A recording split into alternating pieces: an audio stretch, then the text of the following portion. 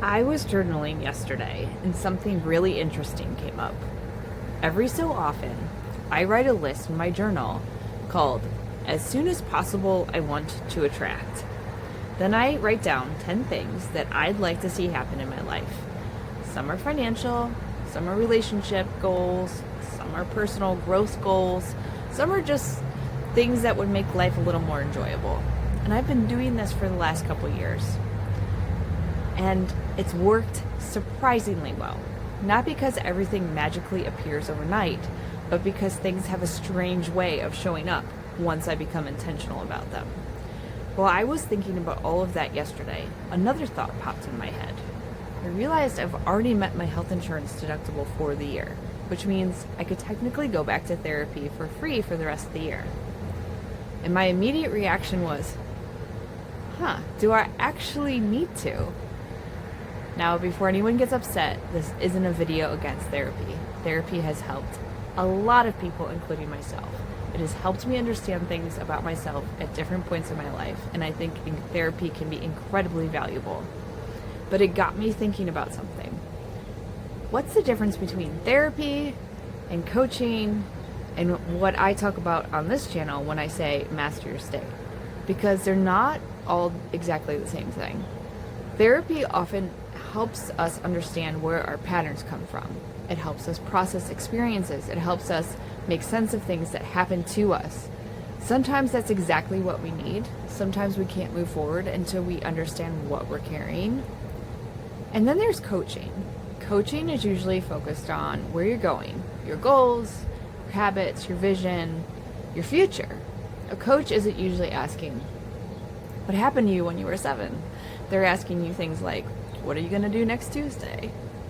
It's a different purpose, a different focus, and both can be incredibly valuable. And then there's this third thing that I've become fascinated with, and that's self-mastery, state management, and learning how to intentionally influence your thoughts, your emotions, your focus, and your behavior. Because eventually, I started noticing something. Understanding myself didn't automatically change my life. I could understand one of my patterns completely and still repeat it. I could know exactly why I was stressed and still feel stressed. I could identify a limiting belief and still act like it was true. Awareness was important, but awareness alone wasn't enough. At some point, I had to start practicing differently. That's where things started really changing for me. Walking every day, meditating, journaling, being really careful about what I consume, being intentional about where I place my intention, creating content, practicing gratitude, learning how to interrupt emotional spirals before they gain momentum. Little things. But little things done consistently.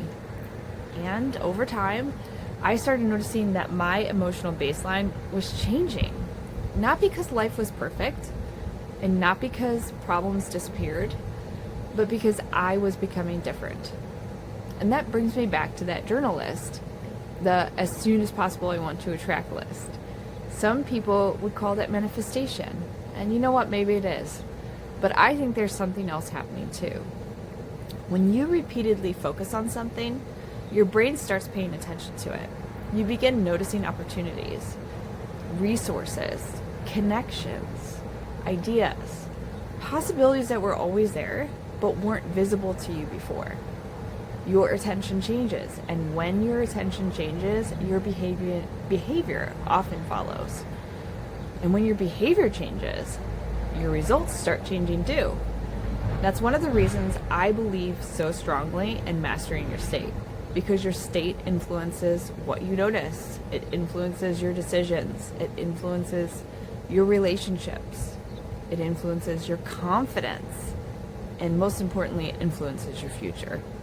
So where do I currently stand on therapy, coaching, and self-mastery? I don't think they're actually competitors. I think they're all tools. Sometimes you need a little therapy. Sometimes you need a life coach. And sometimes you need a long walk, a journal session, and a brutally honest conversation with yourself. And Sometimes you might need all three. But if there's one thing I've learned, it's this. The person you're becoming is shaped less by what you understand and more by what you practice every single day. So maybe the question isn't, what do I need to fix? Maybe the better question is, what am I training myself to become? Because whether we realize it or not, we're always practicing something.